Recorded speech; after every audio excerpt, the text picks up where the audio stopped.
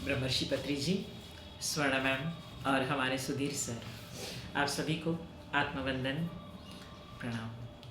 हमारे रायपुर के जो जैन सर हैं जिन्होंने पत्री जी की भगवद गीता तेलुगु से हिंदी में ट्रांसलेट की, सर आपको भी धन्यवाद, आत्मवंदन।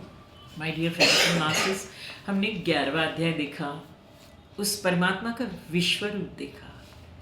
उस परमात्मा को जो हमने समेटा है ना, एक छोटे से बाल कृष्ण में, एक योगेश्वर कृष्ण में, एक कृष्ण में, वो असली में क्या है ये हमने देखा। 10वें अध्याय में उसका वर्णन देखा, 11वें अध्याय में साक्षात देखा है। हमारा जो प्रतिनिधि है अर्जुन, वो स्वयं भी बोला कि मैं इसको पचा नहीं सकता, कृष्ण 2 हाथ के उस वासुदेव के रूप में आ जाओ, मैं नहीं इसको सहन कर पा रहा हूँ। माय डियर फ्रेंड्स, ये क्या है? ये है कि अर्जुन को दृष्टि तो दी गई थी, मगर मन से वो अवस्था नहीं आई थी, वो समर्पण नहीं था। ये आपको कोई कुछ दे रहा है, मगर हमारी पात्रता भी रहनी चाहिए ना। तो वो पात्रता तो हमें अपने आप अपनी ही बढ़ानी है। वो तो देने वाला तो तैयार है, क्योंकि पहले श्लोक से दूसरे श्लोक से बोल रहे हैं, देख पश्य, देख देख मेरा ये स्वरूप तो देख। अर्जुन बोलता है मेरे पास तो दृष्टि ही नहीं है, मेरे तो इतना समर्पण है ही नहीं कि मैं तुमको देख पाऊँ। तब बोलते ये ले, ये दृष्टि भी ले ले, मगर देख तो, मगर वो भी नहीं पचा पा रहे हैं। हमारी और आपकी यही अवस्था है। हम और आपको इसीलिए ध्यान, स्वाध्याय, सेवा, सत्संग, ये आज मैंने सेवा का बार बार ऐड कर रही हूँ, क्योंकि वो भी उतना ही इम्पोर्टेंट है। हमको अगर अंदर से शांत होना है, स्टेबल होना है, तो ये चारों पिलर्स है। और जब तक हम अंदर से शांत और स्टेबल नहीं होते ना, तब तक हम उस आत्म तत्व, क्योंकि आत्म तत्व कैसा है? वो निराकार है, वो शांत है, वो स्थिर है। इसमें मेरे ख्याल से इसी में है कूटस्थम अचलम। कूटस्थम अचलम मतलब एक लोहार जो रहता है, वो लोहे को गर्म करता है कुछ शेप देने के लिए, और दूसरे लोहे से मारता है। जिस लोहे पर रखा है वो अचल है, कूटस्थम अचलम। वैसे हम और आपको बनना है, तभी वो जो विश्वरूप दर्शन है, वो जो पूरे विश्व में उस परमात्मा, मतलब क्या है कि सब में मैं हूँ। एक पत्थर में भी मैं हूँ, एक प्राणी में भी मैं हूँ, एक वनस्पति में भी। हम नहीं उसको देख पा रहे हैं, ये हमारी अपूर्णता है।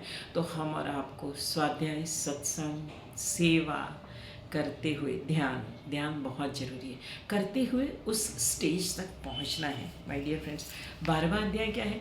थोड़ा सा चेंज है। भगवद गीता, अभी हम कुछ मास्टर्स बैठ के यही बात कर रहे थे। भगवद गीता जो ग्रंथ है ना, वो ये बता रहा है कि आपको डेस्टिनेशन तक पहुंचना है, सागर तक पहुंचना है। नदी को, नदी ये नहीं बोलती, ये नहीं सोचती कि मुझे हिंद महासागर में ही जाना है, मुझे बंगाल की खाड़ी में ही जाना है, मुझे यहीं जाना है। मुझे नदी बस सागर में जाना चाहती है।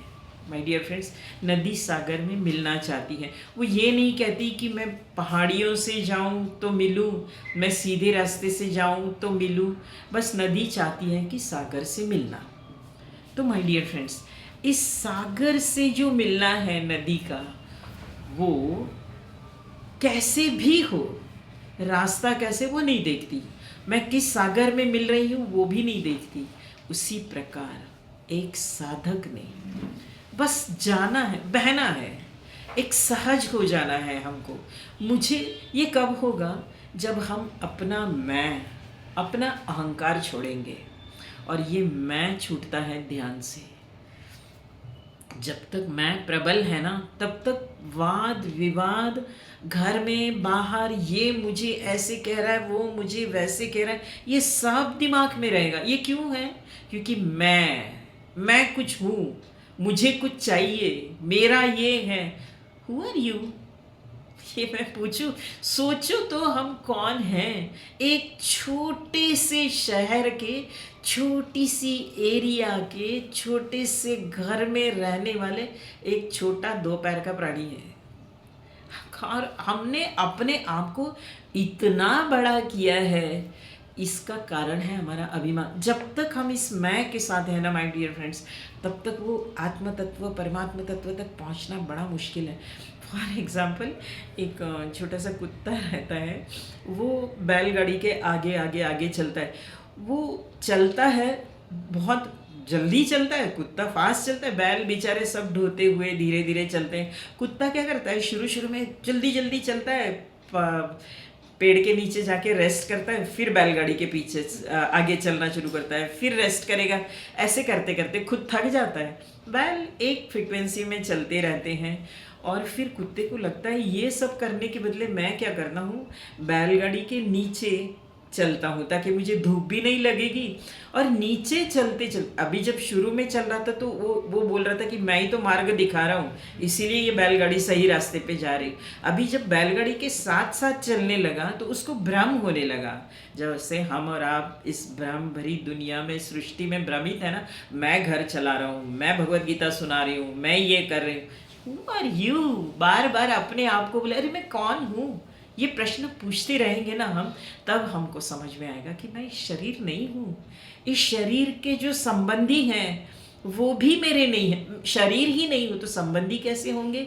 इससे जो मुझे धन मिलना है या मिला है वो भी मेरा नहीं है, तो फिर क्यों मैं इसमें उलझा रहूँ। मैं कौन हूँ, मैं ये आकृति नहीं हूँ। तो माय डियर फ्रेंड्स, वो कुत्ता बैलगाड़ी के नीचे चलते चलते, छोटा सा कुत्ता, उसको लग रहा है कि मैं ही बैलगाड़ी चला रहा हूँ। अब उसका भ्रम और बढ़ गया, तो उसको लगा मैं अब बैलगाड़ी को मोड़ूंगा। वो खुद मुड़ गया और बैलगाड़ी के चक्के के नीचे आ गया। गोविंदाय नमो नमः। तो हो गया काम तमाम। ये होता है अहंकारी व्यक्ति का। मैं मेरा मेरा कहाँ सब छोड़ दूँ। कब होगा ये, जब हम शून्यत्व, यही तो शून्यत्व है कि हम अपना खोजन जो जा रहा है ना, कबीरदास बोलते हैं कि वही खो जब जाता है ना, तब वो परमात्मा तत्व से एक होता है। आज की 11वें इसमें हमने देखा कैसे वो परमात्मा तत्व हर इसमें तभी दिखाई देगा जो हम अपने आप को भूलेंगे। अब क्या हो रहा है, सागर से ही जन्मी हुई लहर है, मगर वो लहर क्या सोचती कि मैं सागर हूँ, मैं हूँ इसीलिए सागर है। क्योंकि लहर ही दिखती है ना, सागर बहुत कम दिखता है। हम गहराई में जब जाते तब समझ में आता है कि एक स्टेबल, एक गहरा सागर है, मगर ऊपर सतह पर क्या दिख रहा है, लहर है। लहर सोचती कि मैं हूँ इसीलिए सागर है। वैसे हमारा और आपका हुआ है कि मैं हूँ इसीलिए परमात्मा तत्व है, मैं नहीं हूँ। तो माय डियर फ्रेंड्स, है उल्टा। वो आत्म तत्व है इसीलिए हम हैं, वो परमात्मा तत्व हम में है इसीलिए हमारा अस्तित्व है। सागर है इसीलिए लहर का अस्तित्व है, लहर के कारण सागर नहीं है। हमारा वही हुआ है, हम हैं इसीलिए सब है, नहीं है ऐसे। लहर लहर लहर चली भी जाए क्या फर्क पड़ेगा सागर को। वो इतनी सी लहर बहुत दूर तक चली जाए, वही रह जाए, कोई फर्क नहीं पड़ेगा सागर को। वैसे हम और आप जब तक अपने आप को खोते नहीं हैं, खो जाना है इसमें। हम ध्यान कर रहे हैं, अभी कई मास्टर्स के साथ ऐसे ही बात हो रही थी, हम ध्यान कर रहे हैं, उसमें करना क्या है, हमको ध्यान में बस ध्यान के लिए ध्यान करना है। मेरा ये ठीक हो, मेरा ये प्राप्त हो, मेरा वो प्राप्त हो, सब नहीं। क्योंकि मेरा मेरा, मेरा मतलब मैं बचा हूँ। जब तक मैं बचा हूँ ना, तब तक कुछ नहीं पाया हमने।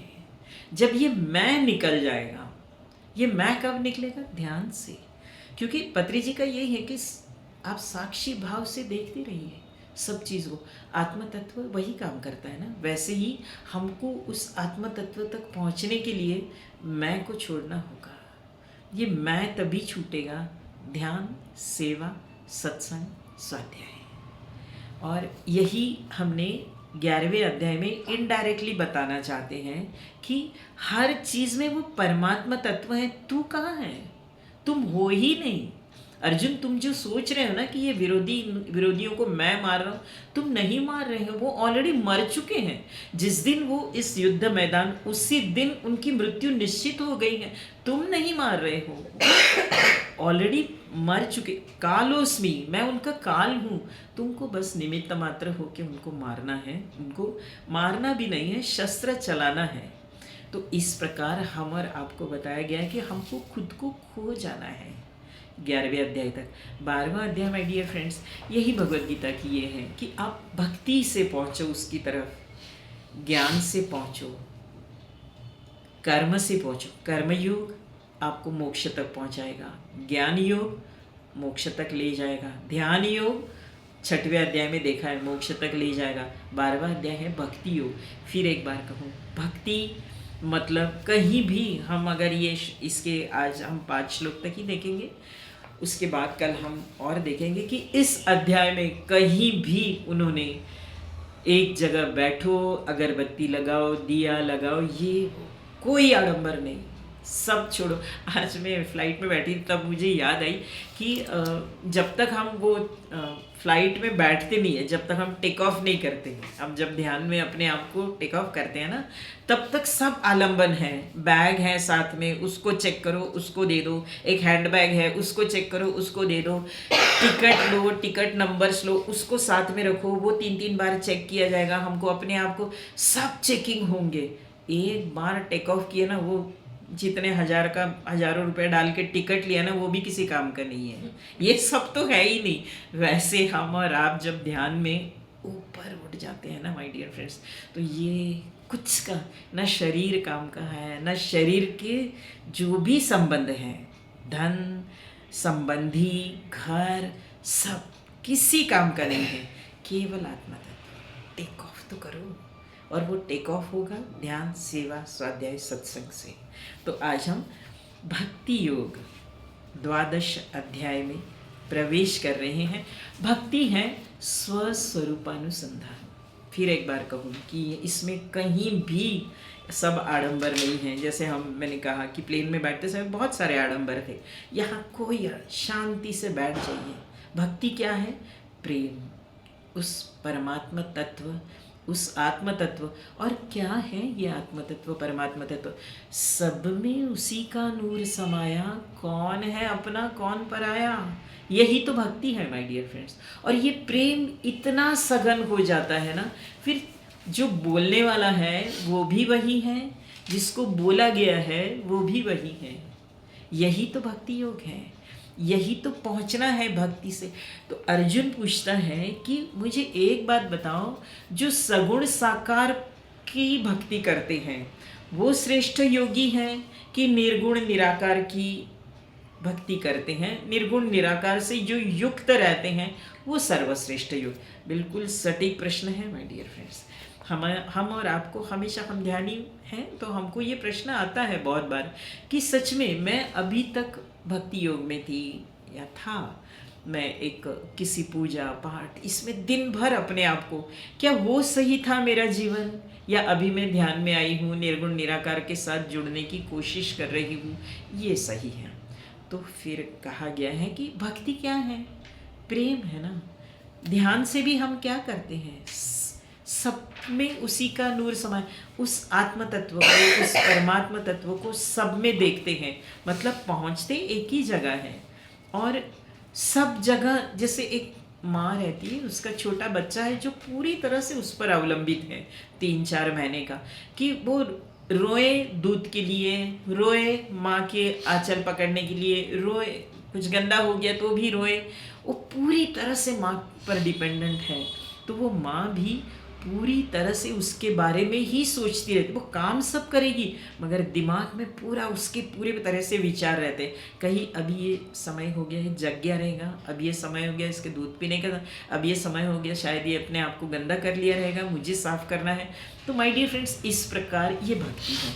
और ये भक्ति कब होती है? उस माँ को सिखाया नहीं जाता कि उस बच्चे से प्रेम करो, वो अपने आप उस 9 महीने अपने पेट में रखते रखते प्रेम अपने आप उत्पन्न होता है। वैसे हम और आप ध्यान करते करते करते उस आत्म तत्व, उस परमात्मा तत्व में इतना एक हो जाए, इतना सघन प्रेम हो जाए उससे कि हमको केवल मूर्ति में वो ना दिखे, केवल मंदिरों में हम अगर उसको देख रहे तो वो भक्ति नहीं है। हमको हर पत्थर में वो दिखे, हमको हर जगह वो दिखे। जैसे एक माँ को घर में सब काम, हर जगह बच्चे को देखना है, वैसे ही हर जगह उस आत्म तत्व, उस परमात्मा तत्व के साथ जब रहता है ना, तब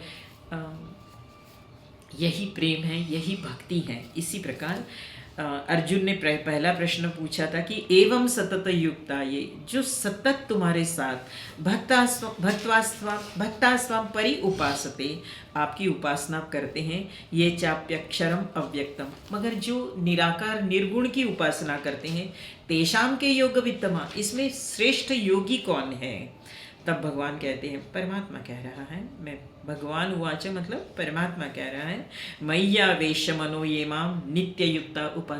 ये नित्य युक्त शब्द हमने बहुत बार देखा है माय डियर फ्रेंड्स। ये नित्य युक्त क्या है? हम व्यवहार में सब करें मगर अंदर से जुड़े रहे। हमारे मन में कुछ भी विचार आते हैं व्यवहार के बारे में, तुरंत झटकना है उसको, क्योंकि मुझे नित्य युक्त बनना है। मैंने एक उद्देश्य, मैंने एक फोकस निश्चित किया है।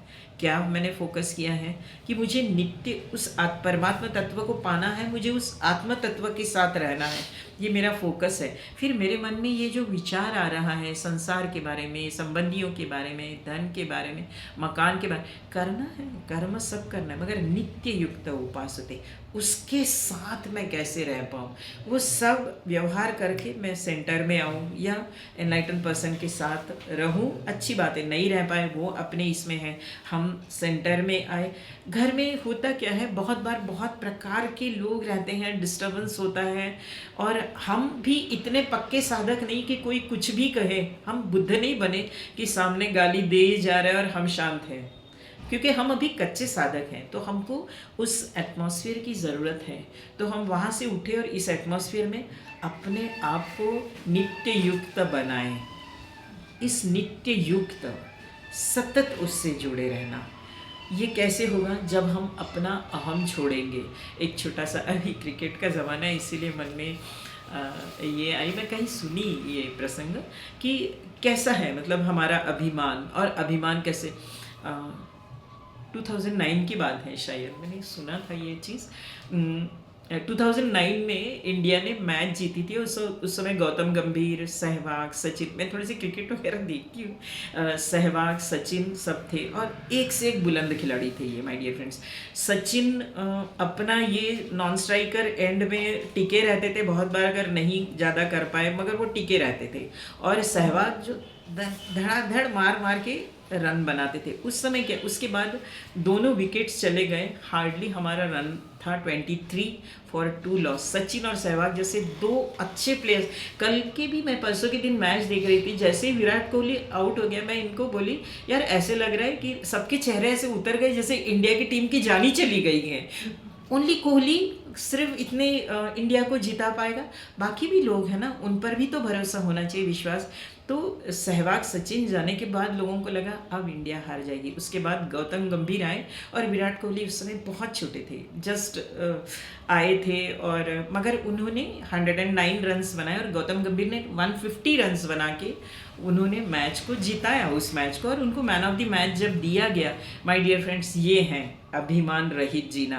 गौतम गंभीर को मैन ऑफ द मैच देने से विराट कोहली को उन्होंने बुलाया और उन्होंने कहा कि मेरे 150 से इसके 109 ज़्यादा इंपॉर्टेंट है, man of the match should be given to him not to me. और उन्होंने वो चेक और वो चीज़, क्योंकि जस्ट एंटर किए थे, बोले मेरा तो करियर तो चल ही रहा है, मेरे तो मैचेस ऐसे ही हो जाएंगे, मगर इनको आगे बढ़ना बहुत ज़रूरी है। तो हम और आप, हमारे कई मास्टर्स ये काम कर रहे हैं, दूसरों को ध्यानी बना के। हमारी स्वर्ण मैम को भी मैं देखती हूँ कि अभी तो वो ज़्यादा ना सेंटर में आती है, ताकि जो नए नए लोग हैं ना वो आगे बढ़े, उनका ये बढ़े, धीरे आती है मगर उन लोगों को आगे बढ़ाते, ये सही चीज़ है। ये अभिमान रहित अवस्था है, ये मैं रहित अवस्था है। इन सबको देखते हुए हमको सीखना है कि दूसरों को क्रेडिट दो, दूसरे से ध्यान कराओ। सेवा यही है ना, सेवा करते करते, सत्संग करते करते, स्वाध्याय करते करते, ध्यान करते करते, ये चारों करते करते मोक्ष प्राप्ति सहज हो जाती है। हम अपने आप को एक ऐसा बनाते, एक सुरक्षा कवच बन जाता है कि ये संसार के आघात नहीं लगते। सामने कोई कुछ भी कहे, मुझे पता है यार मैं क्या हूँ, बोल ना बोल बोल, वो कितना बोलेगा, कितना बोल के चुप हो जाएगा, मगर हम एक के बदले बी उत्तर देंगे ना तो वो बढ़ता जाता है।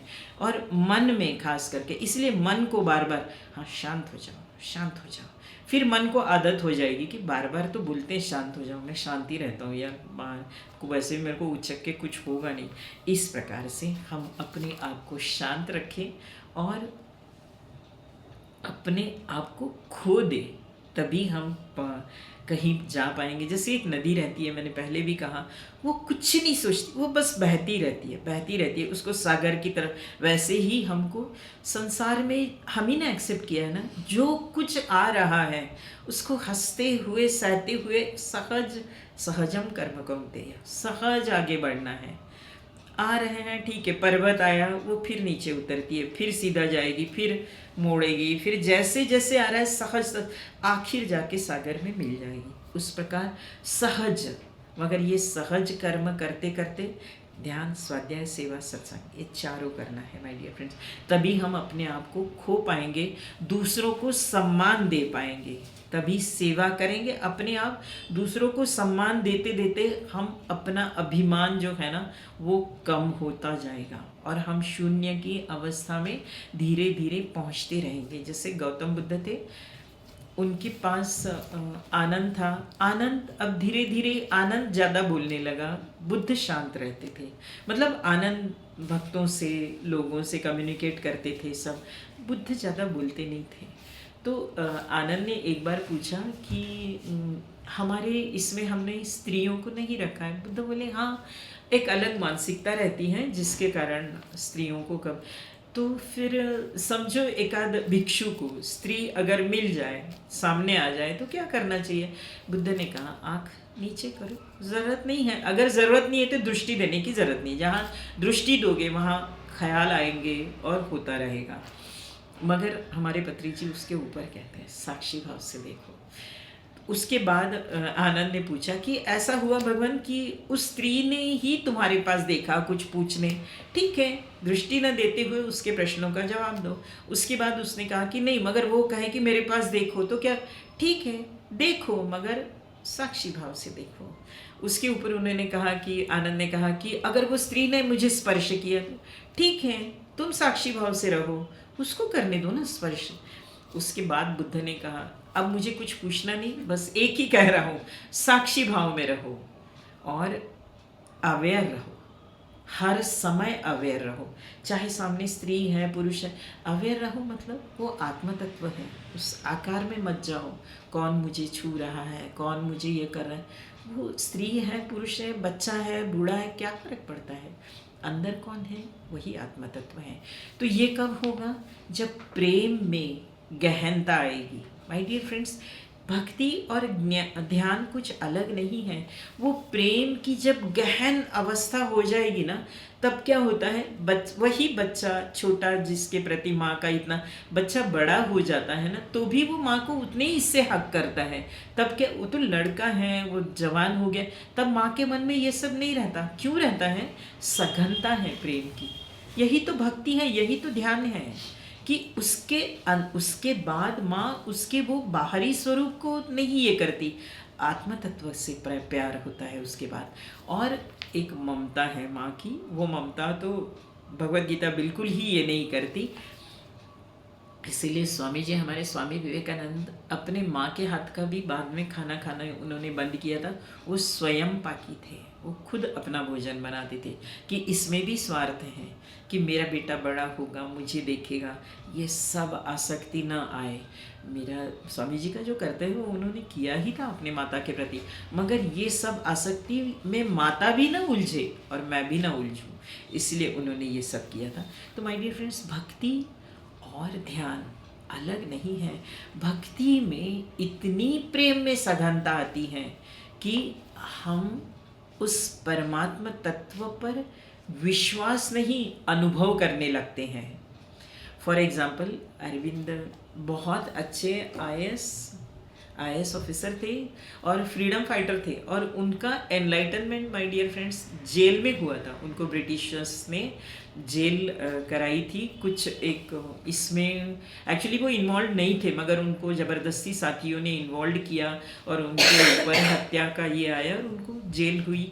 जेल में वो बैठे बैठे बोले, उल्टा बहुत अच्छा हुआ मुझे जेल हुई। जब उनके अनुभव में उन्होंने कहा मुझे कोई काम ही नहीं था, मैं बस ध्यान में ही रहता था, और ध्यान में इतने वो ये हो गए कि उनको उसी समय एनलाइटनमेंट हुआ जेल में। और फिर ऐसा हुआ कि उनके साथियों ने विदिन 6 डेज उनको जेल से बाहर निकाला। ये श्री अरविंदा जिनका पौंडीचेरी में आश्रम है, बहुत अच्छा आश्रम है। और जाए सब ने एक बार बहुत, और ख़ास करके उनके समाधि के यहाँ अगर हम ध्यान करें ना तो एक अद्भुत अनुभव है। श्री अरविंद के बारे में कहा जाता है कि कई बार कई महीनों तक वो एक रूम में ध्यान में बैठ जाते थे, समाधि में जाते थे वो, और उस रूम का एक छोटा सा ऐसे नीचे एक स्लिट रहती थी, वहाँ से उनको भोजन की थाली माँ, उनकी जो पत्नी थी उनको माँ कहा जाता था, वो भेजती थी थाली अपने शिष्यों के थ्रू। तो उन शिष्यों को कहा जाता था कि थाली सिर्फ खसकाना है, अंदर देखना नहीं है। माय डियर फ्रेंड्स, उस जो जब हम बोलते हैं ना कि देखना नहीं है, झांकना नहीं है, तो वो जरूर झांकेगा। तो उसने झांक के देखा, उसको रूम के अंदर अरविंद नहीं दिखे।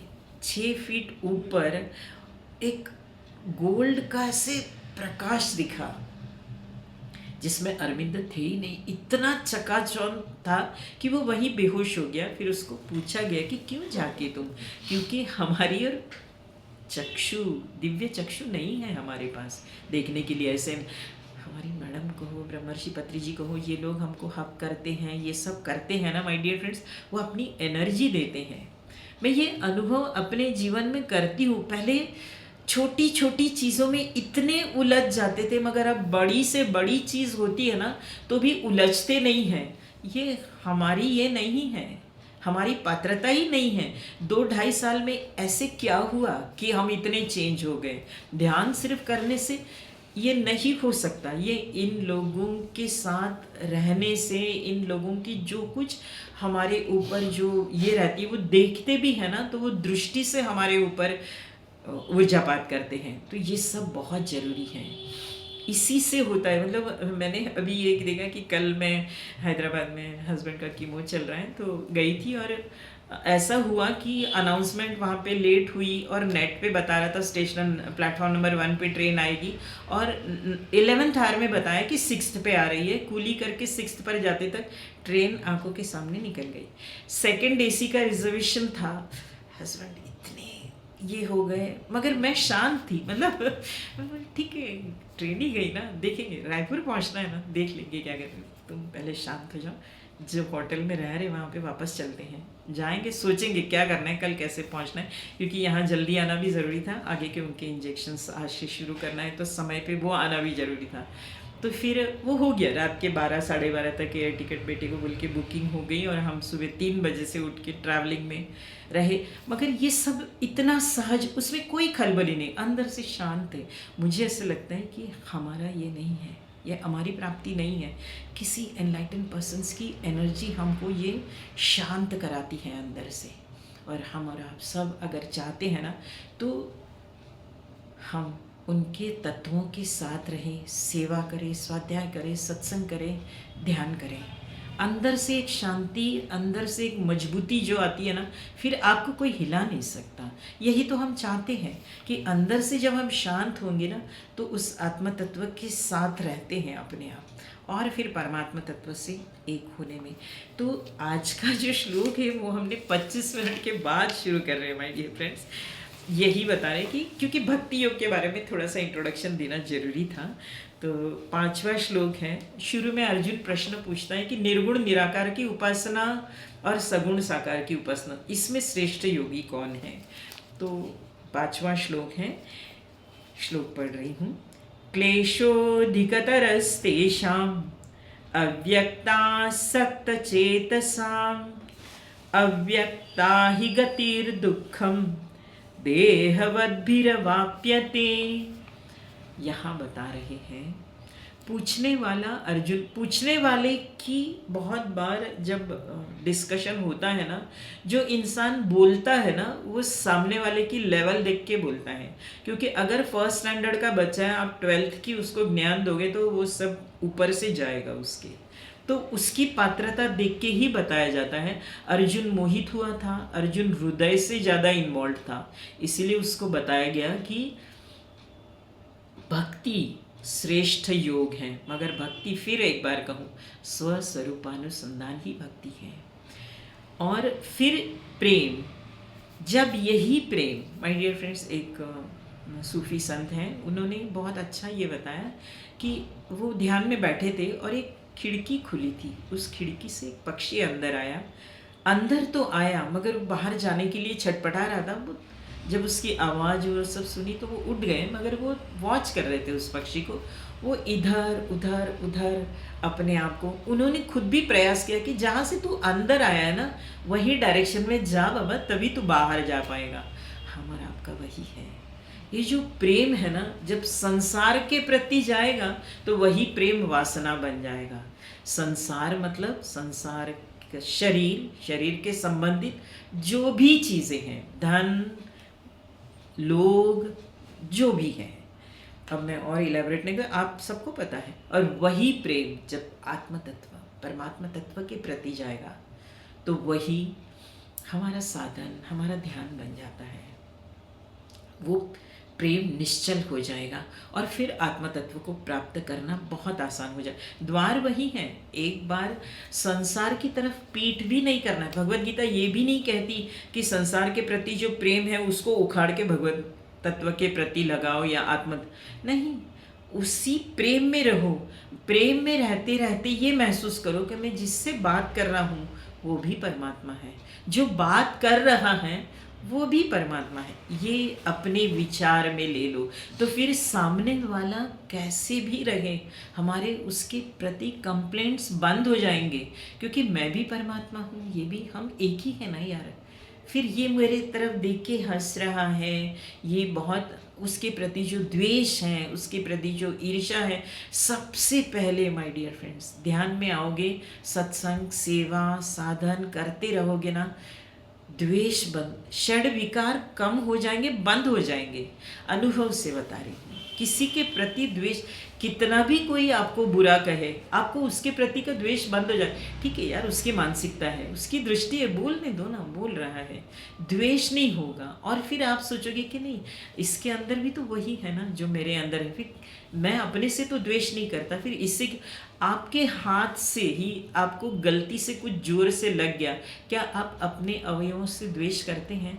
वैसे ही इस संसार में जो भी है वो हमारे अवयव समझो, तो उससे द्वेष नहीं करेंगे ना। हमारे ही दांतों से जीभ अगर चबाई गई तो हम दांत तोड़ते थोड़ी ना हैं, हम चुप रहते हैं। वैसे ही कोई हमसे द्वेष, कोई हमसे, उसकी द्वेष दृष्टि है, उसकी नीच दृष्टि है, नीच भी ना कहूँ, ये शब्द भी अच्छा नहीं है, उसकी एक अलग दृष्टि है, उस दृष्टि से वो देख रहा है, बोल रहा है, भूलने दो, क्योंकि उसके अंदर का परमात्मा तत्व को देखो।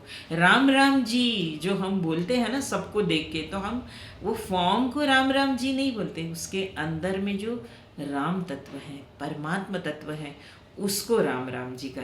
तुम्हारे अंदर का राम, मेरे अंदर का राम एक हो रहा है, राम राम जी, ये है वो राम राम, केवल फॉर्म में नहीं है। तो इस प्रकार जब उस परमात्मा तत्व से प्रेम होता है माय डियर फ्रेंड्स, तो होता क्या है, वो निश्चलता आती है, फिर सब में वो दिखता है, फिर तुझ में रब दिखता है। यार मैं क्या करूँ, तू गाली दे रहा है मगर मुझे तो तेरे में रब ही दिख रहा है, मैं क्या करूँ। ये अवस्था अपने आप आ जाएगी, मगर इसके लिए ध्यान, साधना, सत्संग, सेवा जरूरी है। आज के श्लोक का थोड़ा सा अर्थ बताऊं और बंद करूं। क्लेश अधिकतरस तेषाम अव्यक्ता सक्तचेतसाम अव्यक्ता ही गतिर्दुखम देहवद्भिर वाप्यते। हम जो ध्यान कर रहे हैं, हम जो निराकार की उपासना कर रहे हैं, वो थोड़ा सा क्लेशदायी है, ऐसे भगवत गीता कहती है। किनके लिए क्लेशदायी है? जो देह में ज़्यादा रत हैं। दो शब्द हैं, पहले चौथा जो श्लोक है उसमें सर्वभूत हिते, मुझे कौन पसंद है, सर्वभूत हिते रतः, मतलब सभी प्राणियों को, ज़्यादा से ज़्यादा लोगों को जो आत्म तत्व के बारे में, परमात्मा तत्व के बारे में बताते हैं या उनकी तरफ आकर्षित करते हैं। जैसे हमारे कई मास्टर्स हैं जिन्होंने अपना घर को ही सेंटर बनाया, हमारी आशा मैम, विमल सर, हमारे स्वर्णा मैम, सुनीता साहू मैम, हमारी विश्वकर्मा मैडम, तारकेश्वरी मैडम भी इसमें बहुत प्रयास कर रही है। तो माय डियर फ्रेंड्स, ये सभी जो लोग हैं ना, ये सर्वभूत हिते रता, ये सब कृष्ण कृष्ण उन पे प्रेम करता है। एक छोटी कहानी बताती हूँ। एक बार नारद जी गए भगवान के पास कि बोले आपकी डायरी तो दिखाओ। अब वो तो परम भक्त थे, उनको तो पूरा अधिकार था। तो बोले क्यों, क्या देखना है डायरी में? बोले नहीं, मुझे लिस्ट देखनी है कि आप पर जो जो प्रेम करते हैं ना, उनमें मेरा नाम है कि नहीं। तो बोले लो देखो। उसमें नारद जी ने पूरे नाम दिखे और उनका नाम नहीं दिखा। तो बोले मुझे आपसे शिकायत है, मैं कितना आपसे प्रेम करता हूँ, मेरा इस लिस्ट में नाम नहीं है। भगवान जोर से हंसे। बोले नारद, इस लिस्ट में तेरा नाम नहीं है, उस लिस्ट में है जिन पर मैं प्रेम करता हूँ। तो माय डियर फ्रेंड्स, ये सब जो मास्टर्स हैं, जो दूसरों को आत्म तत्व के प्रति बढ़ने के लिए उत्तेजित कर रहे हैं, ये सर्वभूत हिते रता है। वो ऐसी लिस्ट में है उस परमात्मा के कि परमात्मा तत्व उन पर प्रेम करता है। वो तो करते ही हैं, मगर ये ज़्यादा इम्पॉर्टेंट है। मैंने बहुत बार ये एग्जांपल लिया है कि मेले में जाते समय बेटा अगर हाथ पकड़े ना बाप का, तो वो खिलौने ये सब देखते देखते इधर उधर हो सकता है। हम भी संसार में इस सृष्टि का ये माया को देखते देखते उलझ सकते हैं, मगर जब वो हाथ पकड़ता है ना, तो उलझना बंद हो जाता है। फिर हम फोकस्ड रहेंगे, हम वहीं रहेंगे। तो इस प्रकार माय डियर फ्रेंड्स, क्लेश अधिक जो सर्वभूत हिते रता का मैं ये बता रही थी। और अव्यक्त से प्रेम करना, निराकार से प्रेम करना डिफ़िकल्ट है। किसके लिए डिफ़िकल्ट है? जो देहवत भी, जो देह भाव में ज़्यादा रहता है। तो इसीलिए पत्री जी कहते हैं कि साक्षी भाव से देखो। साक्षी भाव से देखते देखते हम देह भाव छूट जाता है। आज अभी हमारी मंजू मैडम भी बोल रही थी कि मैडम पता नहीं, पहले ना हर चीज़ का बहुत शौक़ लगता था, बहुत अच्छे कपड़े पहनूं, लिपस्टिक लगाऊं, ये करूं, तैयार हो जाऊं, मगर अभी वो सब नहीं लगता। ये ध्यान का परिणाम है। आपको एक वैराग्य आता है। फिर हाँ, कहीं शो में जाना है, कहीं शादियों में जाना है, तो वो ज़रूरी हो जाता है। संसार में रहना है, जिस देश में रहना है उस देश के जैसा रहना भी पड़ता है। बहुत बार हम कृष्ण भी, राम भी जब भूतल पर आए, तब उनके स्वधाम भी जाना पड़ा उनको लोगों के साथ, लोगों के जैसा रहना पड़ा। भले ही लोगों की आलोचना होती, लोग उनकी आलोचना करते थे कि ये कैसे कृष्ण है, ये कैसे परमात्मा तत्व हैं, मगर जिस लोक में आते हैं उनके साथ रहना पड़ता है उनके जैसा। मगर ध्यान से ये होता है। देहवत भीरवाप, देह भान, आपका जो देह है ना, आप देह से ऊपर उठते हो। विदेही होना बहुत बड़ी बात है। विदेहराज हमारे जो जनक थे, उन तक पहुंचना बहुत बड़ी बात है, मगर हम पहुंच सकते हैं पत्री जी के ध्यान से, साक्षी भाव से, स्वाध्याय सेवा। मैं आज बार बार सेवा के पीछे भी लगी हूँ, क्योंकि मैंने ये अनुभव किया है। सेवा, स्वाध्याय, सत्संग और ध्यान, ये साथ साथ चलते हैं ना, फिर उसके जो टॉप बनता ना, उस टॉप पे हम बैठते हैं और फिर हमारा टेक ऑफ होना बहुत आसान हो जाता है माय डियर फ्रेंड्स। उसके लिए बहुत मेहनत नहीं करनी पड़ती, तो सहज हो जाता है। तो हम और आप सब, भले ही ये मार्ग, भगवद गीता कहती है, थोड़ा डिफ़िकल्ट लगता है, जो बहुत ज़्यादा देह भाव है, मगर ध्यान करते रहेंगे ना, तो वो देह भाव से एक बार आप उठ गए ना, तो ये मार्ग बहुत आसान हो जाता है। इसीलिए देहवत भीरवाप्य, देहाभिमान से, अभिमान से मुक्त होना है। उस कुत्ते के जैसा मैं कर रहा हूँ ये भाव न रहे। हो रहा है प्रकृति क्रियमाणानी, हमने देखा है तीसरे अध्याय में, अहंकार विमूढ़ आत्मा कर्ता हमिति मन्यते। ये विमूढ़ है, भगवद गीता उसको महामूर्ख कहती है कि मैं कर रहा हूँ। अरे प्रकृति सब कर रही है, तुमको इसका मतलब ये नहीं कि मैं कल से कुछ नहीं करूँगा, करना सब है। कर्म तो करने ही पड़ेंगे, कर्म बिना कर्म की हम रह भी नहीं पाते। तो कर्म करते हुए मगर देहवत भीरवाप्यते, इस देह भाव से आगे उठना है। तो इस निर्विकार आकार रहित तत्व के साथ जाना हमको डिफ़िकल्ट नहीं होगा, क्लेश नहीं होगा। ये भगवद गीता कहती है कि जब तक आप देह भाव में हो तब तक, जब तक अभिमानी हो तब तक आपको थोड़ा सा क्लेश हो सकता है। तो पत्री जी ने इतना आसान रास्ता बताया है इस देह भाव से ऊपर उठने के लिए। तो हम और आप सब माय डियर फ्रेंड्स ध्यान करें, सेवा, सत्संग, स्वाध्याय करें। आज बस इतना ही। भगवत गीता क्या सेवा देने के लिए बहुत बहुत धन्यवाद। Thank you very much.